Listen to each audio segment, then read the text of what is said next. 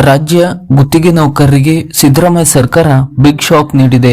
ಪ್ರಸ್ತುತ ನಿಯಮಗಳಲ್ಲಿ ಕಾಯಂಗೊಳಿಸಲು ಯಾವುದೇ ಅವಕಾಶವಿಲ್ಲ ಎಂದು ಸ್ಪಷ್ಟಪಡಿಸಿದ್ದು, ಕಾರ್ಮಿಕ ಇಲಾಖೆ ನಿಯಮದಂತೆ ಕನಿಷ್ಠ ವೇತನ ಮಾತ್ರ ಲಭ್ಯವಾಗಲಿದೆ ಎಂದು ಸ್ಪಷ್ಟಪಡಿಸಿದೆ.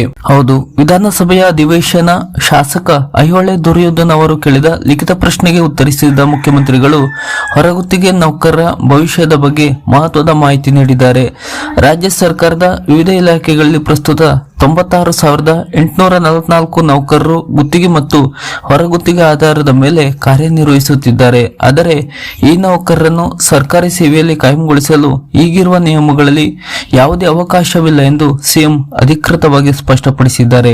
ಕಾಯಮಾತಿ ಸಿಗದಿದ್ದರೂ ಈ ನೌಕರರಿಗೆ ಕಾರ್ಮಿಕ ಇಲಾಖೆಯ ನಿಯಮಗಳ ಪ್ರಕಾರ ಕೆಲವು ಸೌಲಭ್ಯಗಳನ್ನು ನೀಡಲಾಗುತ್ತಿದೆ ಎಂದು ಸರ್ಕಾರ ಸ್ಪಷ್ಟಪಡಿಸಿದೆ.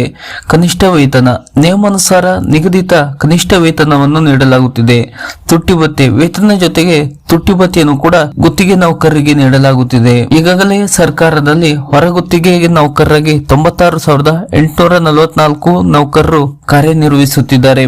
ಕಾರ್ಮಿಕ ಇಲಾಖೆಯ ಕನಿಷ್ಠ ವೇತನ ನಿಯಮದಂತೆ ಅವರಿಗೆ ವೇತನ ನಿಗದಿಪಡಿಸಲಾಗಿದೆ. ಹಲವು ವರ್ಷಗಳಿಂದ ಸೇವೆ ಸಲ್ಲಿಸುತ್ತಿರುವ ನೌಕರರು ತಮಗೆ ಕಾಯಮಾತಿ ಸಿಗಬಹುದು ಎಂದು ನಿರೀಕ್ಷೆಯಲ್ಲಿದ್ದರು. ಆದರೆ ಸರ್ಕಾರದ ಈ ಅಧಿಕೃತ ಸ್ಪಷ್ಟನೆಯು ಸುಮಾರು 1 ಲಕ್ಷದಷ್ಟು ಕುಟುಂಬಗಳ ಆಸೆಯನ್ನು ಹುಸಿಗೊಳಿಸಿದೆ.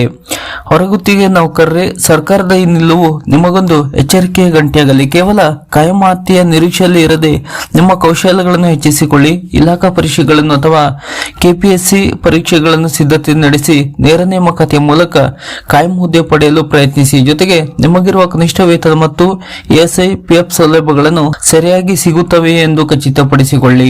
ಹೊರಗುತ್ತಿಯಲ್ಲಿ ಕಾರ್ಯನಿರ್ವಹಿಸುತ್ತಿದ್ದು ಕಾಯಂ ನೌಕರಿಗಾಗಿ ಕಾಯುತ್ತಿದ್ದ ಸಾವಿರಾರು ಹೊರಗುತ್ತಿಗೆ ನೌಕರರಿಗೆ ಸಿದ್ದರಾಮಯ್ಯ ಸರ್ಕಾರದ ಈ ನಿರ್ಧಾರದಿಂದ ಬಿಗ್ ಶಾಕ್ ನೀಡಿದಂತಾಗಿದೆ.